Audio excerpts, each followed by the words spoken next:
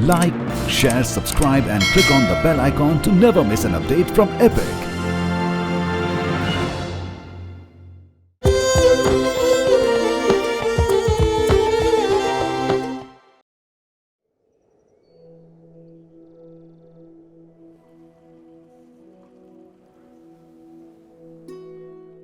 जिस तरफ भी नजर जाए तो ऐसा लगता है कि मानो एक कलाकार की सबसे नायाब पेंटिंग दीवार पे टंगी हो।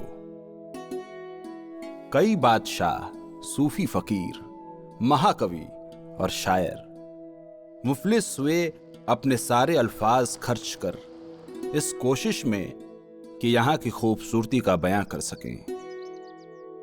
मगर कश्मीर और कश्मीर के लोगों की कहानी इतनी सीधी नहीं है कि शब्दों में सिमट जाए। हिमालय की गोद में बसी इस कश्मीर की घाटी का इतिहास उतना ही खूबसूरत है जितने यहाँ के लोग और उनकी संस्कृति। और इसी संस्कृति का एक अक्स है इन लोगों का खाना, जिसे नजाकत से पकाया और परोसा जाता है।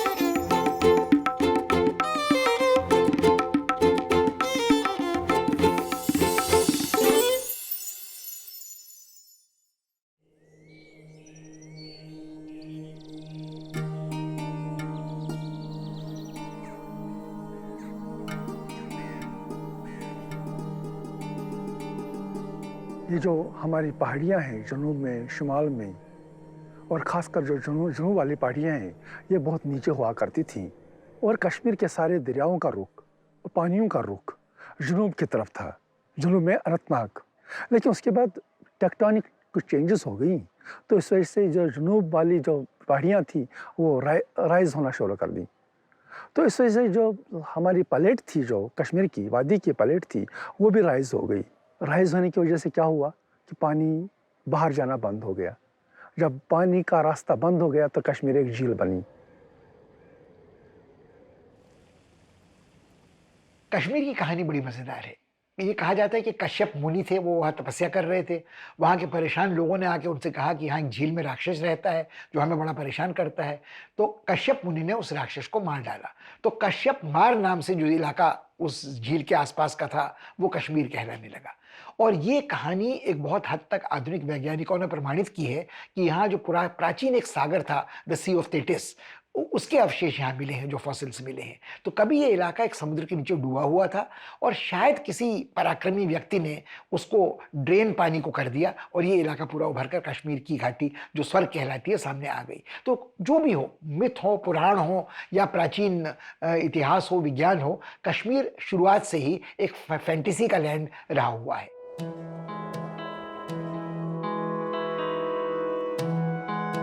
हिंदुस्तान के नक्शे पे एक राजा के मुकुट की तरह रखे कश्मीर का खाना उतना ही बेशुमार है जितनी यहाँ की बोली या यहाँ के लोगों का इतिहास। जो बहुत प्रसिद्ध रेशम राजमार्ग था, the great fabulous silk route, उसके क्रॉस रोड पे उसकी कई शाखाएं थीं। उसकी एक शाखा कश्मीर को छूती हुई गुजरती थी। तो फारसी प्रभाव यहाँ सैकड़ों साल पुराना है, वो भारत में मुगलों के आने से कहीं अधिक पुराना है। तो यहाँ के खाने पर एक फारसी प्रभाव है, एक मध्य एशियाई प्रभाव है, एक हद तक कहीं ना कहीं कुछ तिब्बती तौर तरीके हैं, और अपनी विरासत तो इस घाटी में रहने वालों की थी। तो कश्मीर की कहानी बहुत ही रंग बिरंगी है। यहाँ रंग बिरंगे कालीन बुने जाते हैं, बहुत नफीस कढ़ाई का काम शॉलों में होता है, जामावार आदि में। यहाँ हस्तकलाएँ कई तरह की हैं, यहाँ पेपियर मेशी का काम होता है, यहाँ लकड़ी में नक्काशी की जाती है, और ये सब प्रतिबिंबित होता है यहाँ के खाने में। यहाँ हरे भरे चारागाह थे जहाँ दुम्बे होते थे, और दुम्बे यहाँ खाए जाते हैं बड़े शौक शौक से। यहाँ फल होते थे, अखरोट, चेरी, खुबानी, सेब, जिनमें से कुछ आए थे मध्य युग में यहाँ, मगर फल यहाँ के खाने में आपको देखने को मिलते हैं। अखरोट मूली की चटनी बड़ी ज़बरदस्त मज़ेदार होती है।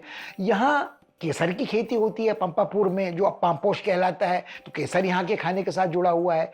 तो कुल मिला के कश्मीर के खाने में आपको बहुत सारे तत्व ऐसे मिलते हैं जो आपको समरकंद के खाने की याद दिलाते हैं, उज़्बेकिस्तान के खाने की याद दिलाते हैं, मगर साथ ही साथ आपको याद दिलाते हैं हिंदुस्तान के खानों की, मैदानी खानों की। कश्मीर में इस हिंदू मुस्लिम तहजीब के संगम से जन्म हुआ कश्मीरियत का। जैन, नानक और अकबर के समय पली बढ़ी ये कश्मीरियत विकसित हुई यहाँ की भाषा, कला, रहन सहन और खाने में। कश्मीरियत का मतलब ही है कि डिफरेंट रिलीजन, डिफरेंट सेक्ट के लोग एक दूसरे के साथ बिल्कुल इमल्शन की तरह एक दूसरे के साथ मिलजुल के रह रहे हैं without any rights. That's because of Kashmiriyat. यहाँ पे ईद पंडित्स भी मनाते हैं, पंडित ही मनाते हैं, वो विश करने आते हैं, और उनका रामनवमी मुस्लिम्स विश करने जाते हैं, और they eat in each others utensils at homes. ऐसा कोई स्ट्रिक्ट प्रोविजन नहीं है। तो ये बहुत ही खूबसूरत, बहुत ही उम्दा चीज़ है कश्मीर के बारे में, कश्मीरियत के बारे में। मगर अफसोस की बात है कि मजहब की आड़ में खेली गई राजनीति के चक्कर में हलाल हुई ये कश्मीरियत, और अपनी ही जमीन से बेरुख हुए कश्मीरी पंडितों के बिना अधूरा रहता है कश्मीर। मगर आज भी कुछ गिने चुने पंडित रहते हैं कश्मीर में जो जिंदा रखे हैं कश्मीरियत को। अब कश्मीरी पंडित तो एक बहुत छोटी माइनॉरिटी कश्मीर वैली में रहती थी। बहुत सारे लोग तो कुछ कई 100 साल पहले भी वहाँ से बाहर आ गए थे और सेटल हो गए थे हिंदुस्तान के अलग अलग हिस्सों में। लेकिन असली लोकेशन कश्मीरी पंडितों की कश्मीर वैली ही है। ये कश्मीरी पंडित तो ब्राह्मण हैं, लेकिन ये चूँकि पहाड़ पे रहते हैं तो इसलिए वहाँ पे मांस मछली खाने का रिवाज है। और एक मटन डिश जो कश्मीरी पंडित बड़े चाव से पकाते और खाते हैं वो है रोगन जोश। जहां देश भर के नौसीखिए मोगलिया रेस्टोरेंट्स में अटपटे और बेहुदा करी और रंगों का रोगन जोश मिलता है, वहीं कश्मीरी पंडित घरों में बना असली रोगन जोश कम तरी वाला होता है। और ये रोगन जोश कश्मीर पहुंचा मुगलों के साथ आज से कुछ 400 साल पहले, जब जहांगीर कश्मीर आया करता था। मगर इस रोगन जोश की नस्ल फारसी है, जहां रोगन का मतलब होता है घी और जोश का मतलब आंच पे पकाना।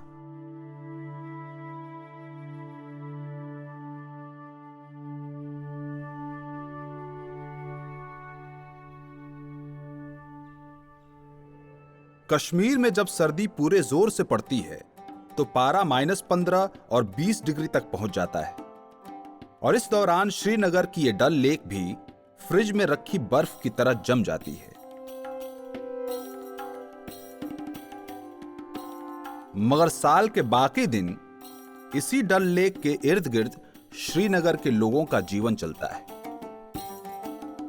डल लेक सपोर्ट करता है बहुत एक मेजर कम्युनिटी को, एक लार्ज परसेंटेज ऑफ पॉपुलेशन है, उससे डल लेक साइलेंटली सपोर्ट करता है। जिसमें कुछ चीज़ें हैं, हाउस बोट की शुरुआत हुई कि यहाँ पे आप घर नहीं बना सकते जो नॉन कश्मीरी है, जिसके पास जम्मू एंड कश्मीर की स्टेट सब्जेक्ट नहीं है। जब टेंडल ब्रिस्को आए थे तो उन्होंने यहाँ स्कूल शुरू करा था, तो उन्हें दिक्कत हुई थी, तो उनके पास एक इनोवेटिव आइडिया आया था। उन्होंने किसी छोटी वाटर बॉडी में एक कमरा बना लिया लकड़ी का, वो देवदार वुड का, जो यहाँ पेड़ मिलते हैं देवदार, उसका, जो पानी में रख के और फ्रेश हो जाती है, बल्कि सड़ती नहीं है। तो हाउस बोट का कॉन्सेप्ट आया। हाउस बोट्स और शिकारों के अलावा एक और पहलू है डल लेक का, जो इसकी खूबसूरती को और भी निखारता है। वो है यहाँ के फ्लोटिंग गार्डन्स और मार्केट।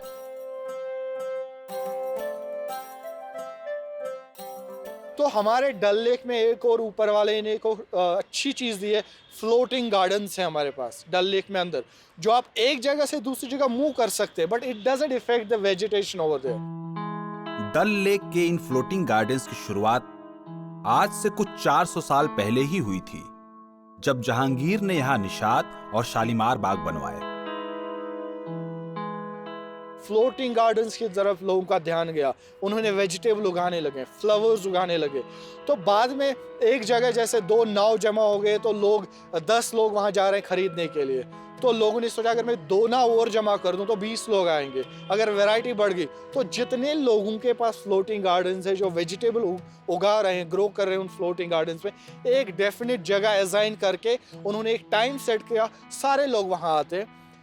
और आज आप देखेंगे एक पूरा फ्लोटिंग मार्केट लगता है डल लेक में, चाहे वो फ्लावर्स हो, चाहे वेजिटेबल्स हो, चाहे वो डल से निकाले हुए नदरू रखे हुए। नदरू यानी कमल ककड़ी या लोटस स्टेम काफी मशहूर है कश्मीरी पंडित कुजीन में। कश्मीर का नदरू बहुत टेस्टी होता है, वो पालक में डाल के या किसी भी सब्जी में डाल के बहुत अच्छा लगता है। और ये लोटस स्टेम भारत में पिछले 5000 साल से खाए जा रहे हैं, जिसका सबूत मिलता है हड़प्पा में निकले अवशेषों में। हजारों साल से ये कमल के फूल पानी में उगाए जाते हैं उसे शुद्ध रखने के लिए, और गौतम बुद्ध भी कमल की सुगंध के पानी का जिक्र करते हैं। जहां तक बात रही डल लेक की, तो यहां उगने वाले नदरू को स्नैक्स की तरह तल के, चावल के साथ या फिर मीट या पालक के साथ पका के खाया जाता है। कश्मीर की ये खास डिश है नदरू और पालक। कश्मीर की पालक ये बाकी जगहों की पालक से अलग है। एजेस इसके चिनार के पत्ते से मिलते हैं, एजेस सिर्फ चिनार का पत्ता जैसा नहीं होता है, पतला होता है और ये काफ़ी नरम होती है और ये टेस्टी भी होते हैं, तो गलती भी एकदम। नदरू थोड़ा अगर ज़्यादा पक्का गल जाता है उसमें टेस्ट नहीं होता है, ये थोड़ा क्रिस्प रहना चाहिए नदरू। ग्रीन लीफी वेजिटेबल्स शुरू से ही हमारे खाने का हिस्सा रही हैं और समय समय पर कई ग्रंथों और पुराणों में इनके बारे में लिखा गया है। हाक यानी साग का पहला जिक्र मिलता है 3000 साल पुराने ऋग्वेद में, और ये साग जिन पालक के पत्तों से बनता है वो साउथ वेस्ट एशिया से सारे विश्व में पहुंचा।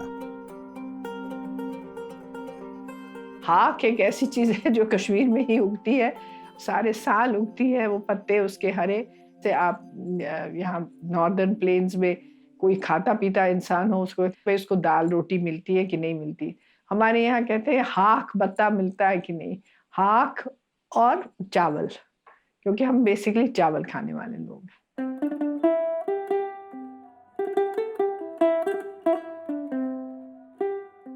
मीट बने न बने, दाल बने न बने, मगर साग बनेगा। कश्मीरियों को साग के बगैर टेस्ट नहीं आएगा कि मीट के साथ खाना खाएंगे तो बस। और इस हाक में पड़ने वाले सरसों के तेल का पहला जिक्र मिलता है 2000 साल पुराने वैदिक लिटरेचर में, और चरक संहिता में इस तेल की तासीर गर्म बताई गई है, जिस वजह से कश्मीर में इसके प्रयोग को बढ़ावा मिला, क्योंकि ये सर्दी से बचाव करने में मदद करता है। कश्मीर के खाने की एक और चीज जो काफी नायाब है वो है यहाँ की लाल मिर्च। एक और दिलचस्प बात आपको बताते हैं कि मिर्च के सिवा जितने भी मसाले हमारी कुकिंग में होते हैं, चाहे मुस्लिम हो चाहे कश्मीरी पंडित हो, कोई भी कश्मीर में नहीं उगते हैं। लेकिन मिर्च हमारी होती है कश्मीर की, और हमें बड़ा उसमें बहुत ही दिमाग में फ़ख्र है कि वैसी मिर्च और कहीं नहीं मिलती, क्योंकि रंग उसका बहुत बढ़िया होता है लेकिन वो इतनी तेज़ नहीं होती। तो इसलिए अगर आप खाएंगे तो आपको जैसे साउथ इंडियन खाने में कई दफ़े मिर्ची लगती है, वो कश्मीरी खाने में नहीं होती, क्योंकि वो मिर्च का ही वो वैसा नेचर है कि रंग तो देती है लेकिन वो इतनी तेज़ी नहीं उसमें होती। लाल मिर्च भारत पहुंची 16वीं सदी में पुर्तगाल से आए व्यापारियों के साथ, और सन 1912 में एक अमेरिकी फार्मासिस्ट विल्बर स्कोविल ने लाल मिर्च के तीखेपन को नापने का एक पैमाना इजाद किया, जिसे स्कोविल स्केल के नाम से जानते हैं। और इस पैमाने पे कश्मीरी लाल मिर्च का नाप सिर्फ 1500 यूनिट है, जहां टैबेस्को और भूत झुलकिया जैसी मिर्चों का नाप 50,000 से 1 लाख यूनिट्स तक पहुंच जाता है। इसी वजह से कश्मीरी लाल मिर्च का खुला इस्तेमाल होता है उत्तर भारत के खाने में। क्योंकि ये ज्यादा तीखी नहीं होती और खाने को एक हल्का लाल रंग भी देती हैं। कश्मीर का स्टेपल फूड है ये हाक और चावल, जो कई छोटे छोटे गांवों में माएं अपने बच्चों को खिलाती हैं।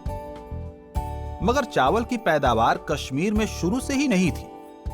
ये यहां पहुंचा आज से कुछ 5000 साल पहले, और आज ये कश्मीरी खाने की रीढ़ की हड्डी बन गया है।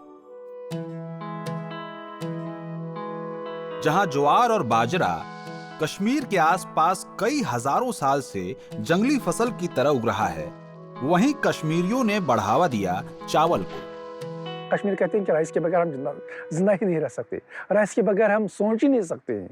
लेकिन 5000 साल पहले हमारे पास राइस था ही नहीं यहाँ पर। कश्मीर की जमीन धनी है उपजाऊ खेत और बागों से।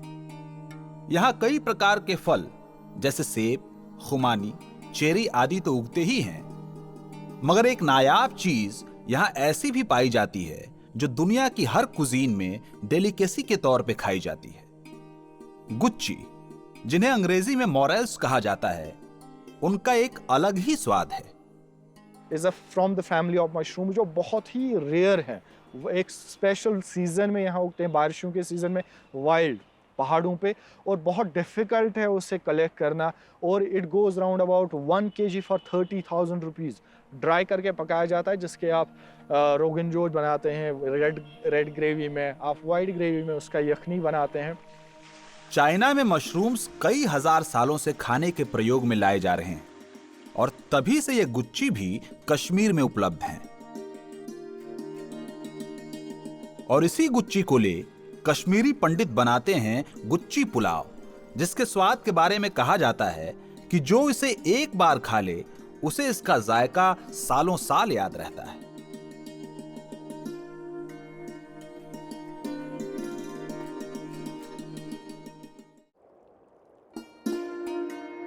जितनी मशहूर कश्मीर की डल लेक है, देवदार और चिनार के पेड़, या फिर पश्मीने और जामावार की शॉल, कश्मीरी उतना ही फख्र करते हैं अपने वाजवान पे, जो आज उनकी कुजीन का सिंबल बन गया है। वाज एक कश्मीरी वर्ड है या लफ्ज़ है जिसका मतलब होता है कुक, यानी वो बंदा जो खाना बनाता है, तो उसको वाजा बोलते हैं कश्मीरी में। और जो उसके साथ दूसरी चीज़ जुड़ी है वान, WAN, उसका मतलब होता है कश्मीरी में शॉप। तो ये दोनों चीज़ें मिला के जब हम एक्सप्लेन करते हैं तो ये वो वाजा का शॉप, यानी वाजा जो भी चीज़ें बनाता है, जो भी प्रिपरेशंस करता है, उनको वो डिस्प्ले कैसे करता है। जैसे किसी भी शादी या किसी और ओकेजन में वाजवान बनाना है तो एक पूरा एरिया कवर होता है, जहाँ पे टिम्बर को एक रो में अरेंज करा जाता है, जिसे कश्मीर में विर बोलते हैं। खाना उसी पे पकता है, देगचियों में और बड़े बड़े देग्स में जो कॉपर की बनी होती हैं। उसमें आप आराम से 10 से 15 किलो मीट पका सकते हैं, इतना उसका साइज़ होता है। और टिम्बर पे इसलिए पकाया जाता है कि टिम्बर का जो फायर है बहुत ही स्ट्रॉन्ग होता है, धीरे से खाना पकता है, अच्छा टेस्ट डेवलप होता है, और बड़े बड़े बर्तन रखने के लिए भी ईजी हो जाता है, जो शायद गैस रेंज पे नहीं हो, और शायद टेस्ट में भी डिफरेंस आ जाए। लकड़ी पे खाना पकाना यानी वुड बेस्ड कुकिंग खाना बनाने की सबसे प्राचीन विधि में से एक है, और यूरोप और मध्य एशिया में मिले अवशेषों से पता चलता है कि खाना बनाने का यह तरीका आज से 2.5 लाख साल पहले से इस्तेमाल में लाया जा रहा है। और ये सारा काम जैसे एक 5 स्टार होटल में एग्जीक्यूटिव शेफ डिसाइड करता है, यहाँ पे डिसाइड करता है वस्ता। वस्ता इज अ कश्मीरी वर्ड जिसका मतलब होता है हेड कुक, और वो अपने ऊपर थोड़ा लाइट काम लेगा, जैसे अनियन को स्लाइस करना या गार्लिक पील करना, ताकि वो फ्री रहे, वो सबको सुपरवाइज करता रहे, डायरेक्शंस पास करता रहे। And they often talk in code words. वो आंखों में या वो जैसे आपको समझ नहीं आएगा, वो कोई कोड बताएगा कि उसका मतलब राइस पक गया है, वो कुछ बता देगा मतलब रिश्ते की क्वांटिटी सही है, हाँ पक गया है, कम तो नहीं है। So you will never come to know, they will actually serve you the exact quantity. और ये वाजवान कश्मीर में पारंपरिक तौर पर शादियों और ब्याह पे परोसा जाता है। फर्स्ट पर्सन जो होता है वो वाजा होता है, जिस डेट को वाजा बोलेगा मैं फ्री हूँ, उस दिन शादी फिक्स होगी। वो आपसे पहली बात पूछेंगे आप कितना मीट बना रहे हैं। अगर आप मीट बना रहे हैं वो आप कहेंगे 100 किलो, दैट्स 1 क्विंटल, वो नॉर्मल है। It goes to 300, 400, 700, even on record it's 800 also, 800 kgs of meat. तो वो एग्जैक्टली फिर आपको पूछेगा कितने बंदे आ रहे हैं। आप कहोगे 400 बंदे आ रहे हैं, दैट मीन्स ओके 100 त्रामी, क्योंकि 4 लोग एक साथ खाते हैं। फिर वो आपको इंग्रेडिएंट लिस्ट लिख के दे देता है, आप ये इंग्रेडिएंट इतने सामान इतनी क्वांटिटी में लाइए। और इस वाजवान के लिए गोश्त का सही चुनाव करना भी बारीकी का काम है, जिसे समझने में सालों साल लग जाते हैं इन वाजा को।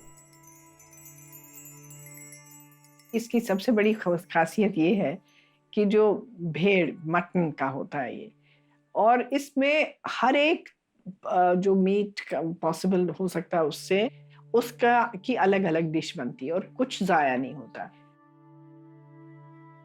मीट जब वार्म होता है उसको वो वस्ता अलग अलग पीसेस में काट के सारा मीट बॉईल किया जाता है along with some whole spices और गार्लिक डाल के, और उसका कट ही डिफाइन करता है कि डिश कौन सी बनने वाली है। और it has to be a warm meat, जो कॉन्ट्राडिक्ट है होटल इंडस्ट्री से। होटल इंडस्ट्री में एक टर्म यूज़ की जाती है रिगर मॉर्ट्स, मतलब आप जब भेड़ को हलाल करें या स्लॉटर करें 4 घंटे उसे अपसाइड डाउन हैंग करें, ब्लड निकल जाएगा, केमिकल रिएक्शंस होंगी, मीट स्टिफ होगा और टेस्टी बहुत होगा। लेकिन कश्मीर में एक कॉन्ट्राडिक्शन है, जब बिल्कुल वैसे हिलता रहता है भेड़, उसी टाइम उसे काट के यूज़ किया जाता है, क्योंकि पाउंडिंग होती है। पाउंडिंग आप रेस्टेड मीट में नहीं कर सकते, उसे बिल्कुल नहीं बनेगा। पाउंडिंग के दौरान गोश्त में चर्बी मिलाई जाती है इसे बांधे रखने के लिए। और साइड पे जो इंटरेस्टिंग बात है, कश्मीरी जैसे नेबर्स को बुलाया जाता है, वुमेन्स, मेल, फीमेल को, अपने घर की जो फीमेल्स होती हैं वो साइड पे बैठ के अच्छे से बिछोना डाल के, कुछ कारपेट डाल के गार्लिक पील करते हैं, पालक साफ करती हैं, साग साफ करती है, और ये काम लाइट काम करते करते वो कश्मीरी फोक म्यूजिक आती है। तो ये सारा काम जो है एक अच्छे लेआउट के तौर पे किया जाता है, जिसको वान बोलते हैं, shop. It's actually a display of all those things before cooking और just doing the pre preparations. किसी शहंशाह के लिए परोसा हुआ शाही दस्तरखान भी फीका पड़ जाएगा कश्मीरी वाजवान के वैरायटी के सामने। और आमतौर पर यह माना जाता है कि यह वाजवान कश्मीर पहुंचा आज से कुछ 800 साल पहले पर्शिया से आए व्यापारियों के साथ। कश्मीर पर जो ईरानी प्रभाव, फारसी प्रभाव कहलाता है, वो बड़े दिलचस्प तरीके से यहाँ आया। जो रेशम राजमार्ग था उससे होकर जो लोग यहाँ आए उनमें व्यापारी भी थे और कारीगर भी थे और बावर्ची भी थे। जो व्यापारी थे वो अपने संग अपने जायके भी लाते थे, खाने की चीज़ें भी लाते थे, मगर सबसे महत्वपूर्ण चीज़ जो वो कश्मीर तक लाए वो खाना पकाने और परोसने का तरीका था कि एक दस्तरखान बिछाएंगे, उसमें बड़े सलीके से कौरमे सजाएंगे, कबाब सजाएंगे, और जो सब्जियों के व्यंजन होंगे वो सजाएंगे और उनको खाएंगे। एक और मान्यता है वाजवान के कश्मीर में आने के पीछे। 14वीं सदी में जब मुगलों के पूर्वज तैमूर लंग ने हिंदुस्तान पे कूच की, तो उसे और उसके साथ आए कई सिपाही और कारीगरों को कश्मीर की ये वादी रास आ गई, और इनमें से कई लोग थे जो यहीं पे बस गए। मगर कश्मीर में रहते इन लोगों ने अपने मुल्क समरकंद के खाने को यहां बढ़ावा दिया, जिस वजह से वाजवान का इजाद हुआ। कश्मीर तो एक क्रॉस रोड्स पे था, हर तरह के इन्फ्लुएंसेस वहाँ होती थी, तो खाने पे तो डेफिनेटली। और जो नाम भी हमारे जैसे रोगन जोश है, तबख माज है, कलिया है, यखनी है, ये सब कश्मीरी नाम नहीं है, ये आपको मालूम है कि फारसी ही नाम है। वाजवान एक कुजीन है जिसमें इनिशियली 7 डिशेस बनती थी, अब फिर वो 23 हो गई, 27 हो गई, आजकल 36 डिशेस भी बनती हैं, डिपेंडिंग ऑफ कि किस फैमिली में शादी हो रहे हैं। उसमें सीख कबाब हैं, उसमें रिश्ता है, उसमें कलिए हैं, उसमें आग गोश्त है, उसमें मर्चवांगन कौरमा है, उसमें सुखवांगन है, और उसमें एक वो ऑड फिगर जो होता है 11, 13, 15, 17, 21 इस तरह के व्यंजन परोसे जाते हैं। उनमें आखिर में मुश्तबा आता है, ज्वेल इन द क्राउन आप उसे कह सकते हैं, क्राउनिंग ग्लोरी दस्तरखान की है, और उसकी 2 धाराएं हैं। उसका एक कश्मीरी मुसलमान वाजवान है और एक पंडित वाजवान है। तो पंडित वाजवान में ऐसा नहीं कि गोश्त नहीं खाया जाता, कश्मीरी ब्राह्मण गोश्त खाते हैं और शौक से खाते हैं और हाथ खोल के खाते हैं, मगर उनकी पाक विधियों में थोड़ा थोड़ा फर्क है। उनमें प्याज नहीं पड़ता, जबकि मुसलमान वाजवान में जो गोश्त पकता है उसमें परान पड़ता है, जो यहाँ का स्थानीय प्याज है। जो हिंदू वाजवान है उसमें हींग का पुट मिलता है। थोड़े थोड़े फर्क है, मगर चीजें हैं और वो उनकी अपनी अलग पहचान है। जितने तकल्लुफ और मेहनत से वाजवान को बनाया जाता है, उतने ही शौक और सलीके से इसे परोसा भी जाता है। 4 लोगों को एक साथ बिठाया जाता है, उसके बाद तश्तनारी आती है, सबको पानी दिया जाता है। ऐसा नहीं आपने 4 लोगों को पानी दिया तो उनकी त्रामी आ जाएगी, नो। तो सबको पहले हाथ धुलाया जाता है एक ट्रेडिशनल वे में।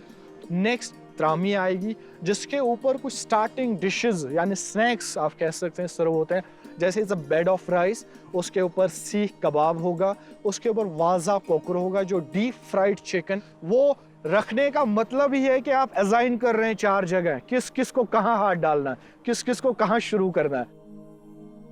Most of the cuisines of the world वो इंडिविजुअली खाना खाते हैं, लेकिन वाजवान 4 लोग एक साथ एक ही प्लेट से खाते हैं, जिसके कुछ स्ट्रॉन्ग बिलीफ्स और रीजंस हैं। उसका मतलब we don't believe in caste system.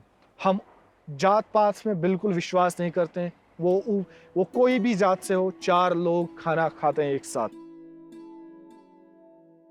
एक सीक्वेंस होती है, पहले लाइट फिर हैवी। पहले रिश्ता आएगा with little bit of gravy, फिर उसके बाद और रोगन जोश, मिर्ची कोरमा, उसके बाद आबगोश आएगा। सब डिशेस सब लोगों को। और मीनवाइल आपको सैलड सर्व किया जाएगा, चटनी सर्व की जाएगी, पिकल सर्व किया जाएगा। तो उसके बाद लास्ट डिश वाजा जो सर्व करता है वो गोश्ताबा होता है, और वो डिसाइड करता है कि मील ओवर हो चुका है। ये वाजवान जितना मशहूर मुसलमानों में है, कश्मीरी पंडितों को भी ये उतना ही पसंद है। और ये कहना गलत नहीं होगा कि कश्मीरियत को सच्चे मायनों में जिंदा रखा है इस वाजवान ने।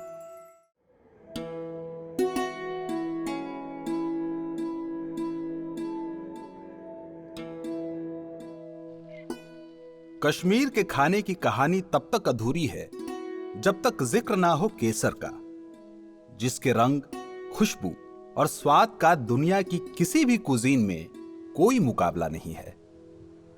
जामुनी रंग के फूलों के बीच पाई जाने वाली ये डलियां दुनिया की सबसे कीमती खाद्य सामग्रियों में से एक है, और इस केसर को हिंदू ग्रंथ, पुराण और चिकित्सा की किताबों में एक अहम दर्जा प्राप्त है। मगर यह खुशबूदार और अनोखे स्वाद वाला केसर कश्मीर का अपना नहीं है। यह यहां पहुंचा करीब 6ठी शताब्दी रेशम के व्यापारियों के साथ, जो कश्मीर से सटे सिल्क रूट से गुजरते थे।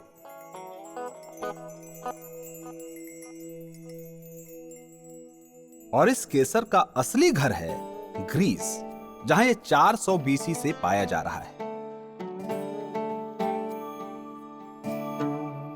17वीं और 18वीं शताब्दी में केसर की पैदावार में काफी कमी आई, जब तक पिछली सदी में राजा रणजीत सिंह ने इसकी खेती को फिर से बढ़ावा दिया।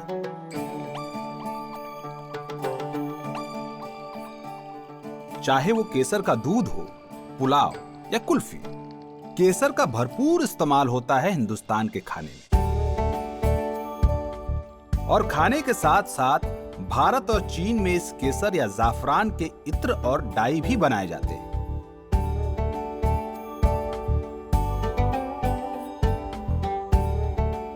और इसी केसर की तरह लाल सुर्ख सेब भी कश्मीर की अपनी पैदावार है, जो आज यहां से सारी दुनिया में एक्सपोर्ट किया जाता है। लाल, सुनहरे और हरे रंग में मिलने वाला ये सेब कश्मीर और हिमालय के आसपास हमेशा से पाया जाता रहा है। और 250 BC के आसपास भारतीय चिकित्सा और आयुर्वेद के पितामह चरक भी इस सेब का जिक्र करते हैं, सिंचितिकी फला के नाम से। इस सेब की पैदावार को बढ़ावा दिया मुगलों ने, जो चाहते थे कि भारत में ऐसे फल उगें जो उनकी सरजमीन समरकंद के फलों के स्वाद से मिलते जुलते हों। मगर कई सौ सालों से कश्मीर के लोग इस सेब को फल नहीं बल्कि सब्जी की तरह इस्तेमाल करते आ रहे हैं। और जब जिक्र हो कश्मीर का तो भला जम्मू का नाम कोई कैसे भूल सकता है। जब हम कश्मीर के खान पान की बात करते हैं तो हम ये भूल जाते हैं कि उस राज्य का नाम जम्मू कश्मीर राज्य है और जम्मू उसका उतना ही बड़ा हिस्सा है जितना कश्मीर की घाटी। और मज़ेदार बात यह है कि जहाँ कश्मीर की घाटी में आबादी मुसलमानों की बहुसंख्यक है, जो राजवंश पिछले 200 साल से करीब कश्मीर पर राज्य करता रहा है वो डोगरा राजवंश था। जो महाराजा रंजीत सिंह खालसा सम्राट थे, उन्होंने कश्मीर विजय के बाद इस इलाके को अपने एक चहेते सेनापति गुलाब सिंह को सौंप दिया और उन्हीं के वंशज आज तक कश्मीर में आज़ादी तक राज करते आए हैं। तो ये 3 तरह के लोग जम्मू कश्मीर रियासत का हिस्सा रहे हैं और यहाँ का खान पान उनकी साझे की विरासत है। इन डोगराओं ने जम्मू को अपना गढ़ बना कश्मीर के खाने को एक नया आकार दिया। जहाँ तक डोगरों के खाने का सवाल है, उसमें बहुत साम्य आपको देखने को मिलेगा हिमाचल प्रदेश के खाने के साथ, कि शाक सब्जियों पे बहुत जोर नहीं है, वो रोटी गेहूं मोटा अनाज पे ज़्यादा जोर है। जो चावल है वो एक विलासिता का सामान समझा जाता है, खास मौके पर खाया जाता है। उसमें दाल के अनेक प्रकार आपको देखने को मिलेंगे। जैसे हिमाचल में धाम बनता है तो आप कहीं भी जम्मू में चले जाएं आपको राजमा मिलेगा। आप राजमा चावल घी खा लीजिए और खुश हैं। आप आलू या आलू के प्रकार खा लीजिए या हरी सब्जियाँ खा लीजिए और आप खुश हैं। और उनसे ही आप कोशिश करते हैं कि तरह तरह की चीजें बनाएं। कुल मिलाकर अगर आप देखें तो कश्मीरी वाजवान से अगर आप तुलना करें तो जम्मू के खाने में न तो उतनी विविधता है और न उतनी नफासत है, मगर वो खाना पौष्टिक है, वो खाना मौसम के माफिक है, वो खाना आसपास की उपज से तैयार किया गया है और उसकी अपनी अहमियत उन लोगों की संस्कृति में है, त्योहार पे है, पर्व पे है, शादी ब्याह पर है। जम्मू और श्रीनगर के खाने में ये फ़र्क होता है कि जम्मू में हम लोग दालों का इस्तेमाल ज़्यादा करते हैं और श्रीनगर में नहीं करते हैं, क्योंकि यहाँ पर कई तरह की दालें होती हैं। उड़द की दाल होती है, उसका हम मदरा बनाते हैं। चने की दाल होती है, उसको भी हम खट्टा मिठाई करके बनाते हैं थोड़ा सा। और एक कुल्थ की दाल जो वहाँ की बहुत फेमस है, जो हमारे लिए बहुत सेहत के लिए अच्छी होती है, वो सबसे ज़्यादा उपयोग में आती है।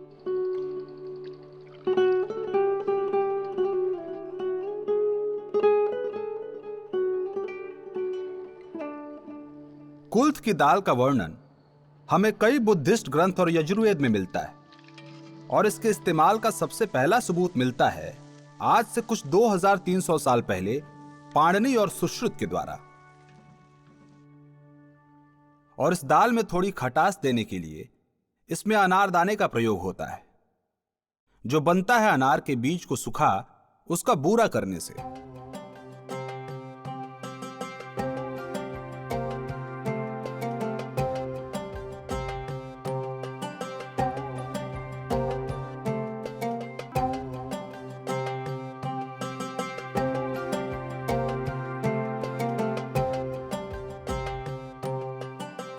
और इस कुल्थ की दाल के साथ एक और डिश है डोगरा कुजीन की, जो काफी मशहूर और अनोखी है।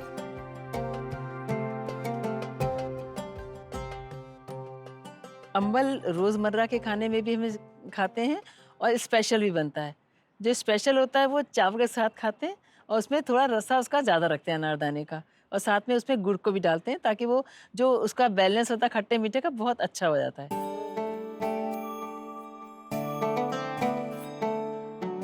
जिस कद्दू से ये अंबल बनता है वो भारत का अपना ही है।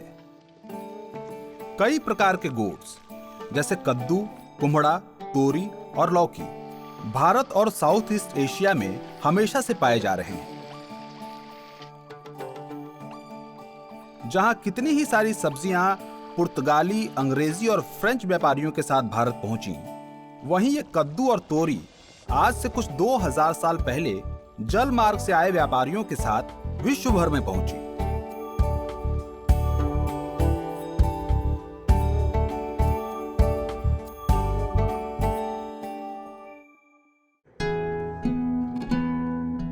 सर्दी की शाम में डल के किनारे बैठ गर्मा गर्म कहवा पीने में जो मजा है उसे शब्द बयां नहीं कर सकते।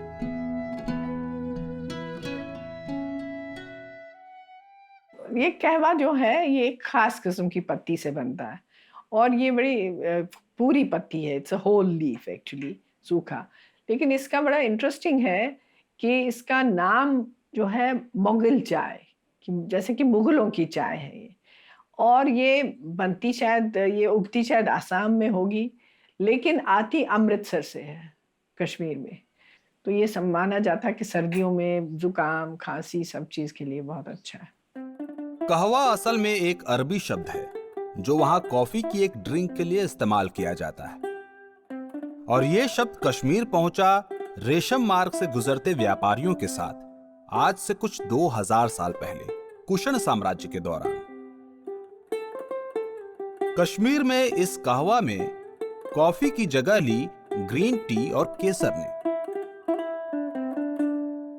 कहवा जो है ये एक तरीके से चाय है, जैसे बाहर हम चाय पीते हैं वैसे ही यहाँ पे भी ये एक तरह की चाय बनती है। कहवा यूजुअली 2 तरीके से यहाँ पे बनते हैं। अगर हम कश्मीरी कहवा की बात करेंगे उसमें सैफरन पड़ता है, इलायची पड़ती है, ठीक है, दालचीनी पड़ती है, ये इंग्रेडिएंट्स उसमें पड़ते हैं। और जो दूसरा जो कहवा बनता है जो हम दूध पे बनाते हैं, ठीक है, उसको हम दूध कहवा कहते हैं। उसमें यूजुअली जो ग्रीन टी है वो हम नहीं डालते हैं, और जो इलायची है वो ज़्यादा मिकदार में डालते हैं, क्वांटिटी में वो ज़्यादा डालते हैं। उसका जो टेस्ट भी होता है, एसेंस जो होता है वो उसी का निकलेगा बाद में। और उसके बाद उसके साथ जो हम डालते हैं जैसे ड्राई फ्रूट्स वगैरह, बादाम वगैरह, उसको चॉप करके, ठीक है, या तो हम समावार में ही डालते हैं जिसमें चाय बनाते हैं, या तो हम जो जिसमें हम सर्व करते हैं जैसे कप हैं या कश्मीरी जो मतलब चाइना डिशेस जो होते हैं उनमें सर्व करते वक्त हम पहले ही उसमें डालते हैं।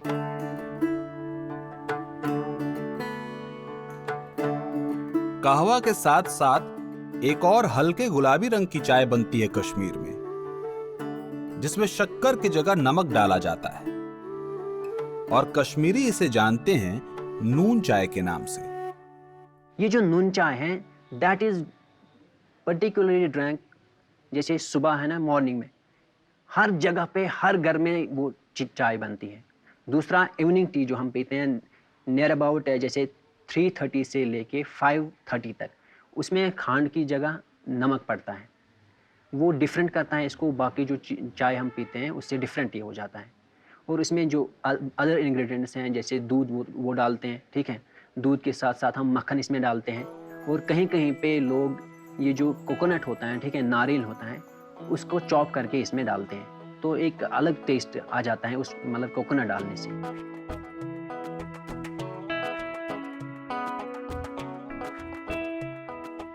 कश्मीरी अपनी चाय इतने कायदे और बारीकी से बनाते हैं कि इसे उबालने के लिए भी एक खास केतली का इस्तेमाल किया जाता है। स्पेशल कैटल या जिसको हम इस्तेमाल करते हैं उससे हम कहते हैं समावार। एक special cattle that is made of copper, उसमें कोयला इस्तेमाल किया जाता है, ठीक है, उस कोयले से हम चाय वगैरह बनाते हैं। वो जो समावार हैं अगर हम लेंगे एक कश्मीरी कल्चर की, हम कहेंगे कि one of the greatest innovations, tradition के लिहाज से भी और इनोवेशन के लिहाज से भी हम देखेंगे एक बड़ी बहुत अच्छी चीज़ है। तो जो हर घर में आप उसको पाएंगे समावार को। सिंपल समावार होते हैं या नकाशी वाले समावार होते हैं।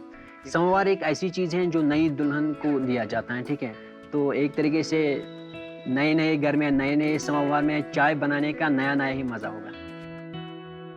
समावार से ही मिलती जुलती केतली चाइना में आज से कुछ 3600 साल पहले पाई गई, मगर इस तांबे के समावार की इजाद 18वीं सदी की मानी जाती है, रशिया और सेंट्रल एशिया के आसपास। और इस समावार के साथ सेंट्रल एशिया से बेकिंग की विधि भी भारत पहुंची 13वीं सदी में, जिसकी वजह से कश्मीरी चाय को साथ मिला कई तरह की रोटियों का।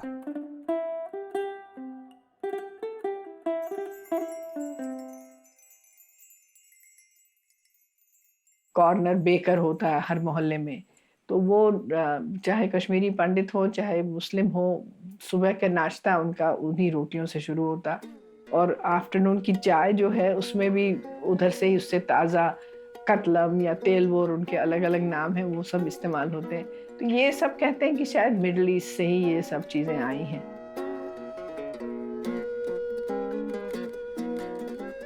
कश्मीर में रोटी तो बहुत किस्म की बनती है। नानवाई बनाते हैं ये रोटी, कहवे के साथ लेते हैं गिरदा, उसके एजेस थोड़े मोटे होते हैं, छोटी होती है, या लवासा।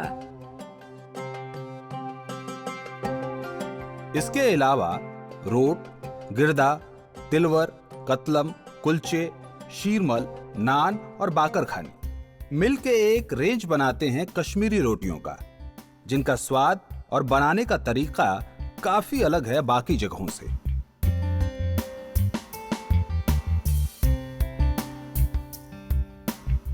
सेंट्रल एशियन और मुगलिया रोटियों की ही तरह ये रोटियां खमीर के साथ बनाई जाती हैं, और कश्मीरी अपनी रोटियों में तिल का भी काफी इस्तेमाल करते हैं।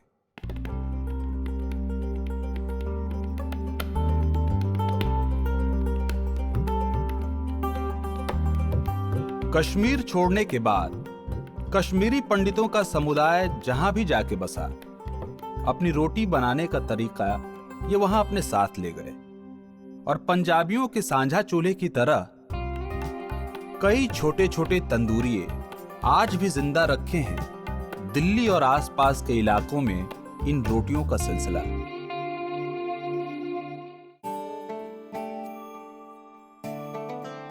सेंट्रल एशिया और रेशम मार्ग से सटे होने का गहरा असर पड़ा कश्मीर के खाने पे। यहां तक कि हिंदुस्तानी खाने पे इन मुल्कों का जो भी प्रभाव हुआ, उसने अपना रास्ता कश्मीर से ही बनाया। और वाजवान, बेकिंग और समावार के अलावा तंदूर भी यहां सेंट्रल एशिया से पहुंचा, और इस तंदूर का और जोर शोर से यहां इस्तेमाल शुरू हुआ 1819 के बाद, जब सिखों की सेना ने दुर्रानी एम्पायर को कश्मीर से खदेड़ से पंजाब में सम्मिलित किया।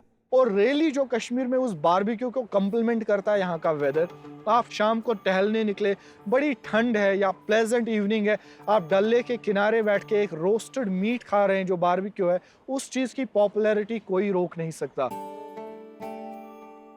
और इस बारबेक्यू को यहाँ तुज्ज के नाम से जानते हैं, और जिसे हम उत्तर भारत में टिक्का कहते हैं, वो यहाँ कांति के नाम से मशहूर है। ये तुजी बनाते हैं सेम जैसे तंदूरी मीट या तंदूरी चिकन बनता है। यहाँ पे मीट अबंडेंट है, तो उसे प्रिजर्व करने, मीट को प्रिजर्व करने का सबसे बेस्ट तरीका होता है मैरिनेशन। उसको आप अच्छे से ऑयल और दूसरे स्पाइस मिक्सचर के साथ मैरिनेट करते हैं, और अगर आप मैरिनेशन के साथ उसकी बारबेक्यू बनाते हैं तो उससे बढ़िया कुछ हो नहीं सकता।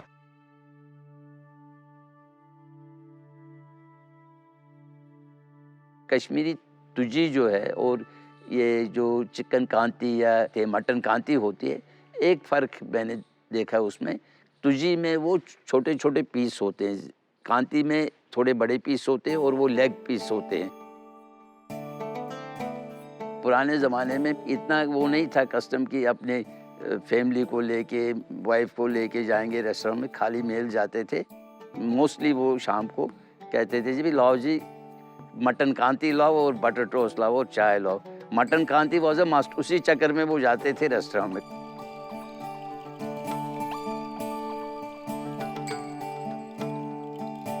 इन किस्से और पुरानी यादों से पता चलता है कि हमारे खाने का इतिहास सिर्फ किताबी ही नहीं है, बल्कि एक जरिया है उस बीते वक्त को फिर से जी लेने का, जो आज सिर्फ किताबों में ही कैद है। यह खाना हमें याद दिलाता है हमारी जड़ें और हमारी पहचान, और उस मानवीय सिलसिले की जो हमेशा चलता और बदलता रहता है। जिस केसरी रंग को हम जुनून से अपना समझते हैं, वो देन है प्राचीन ग्रीस की। ना जाने कौन होगा वो पहला व्यापारी जो केसर की एक पुड़िया गांठ बांध के लाया होगा कश्मीर।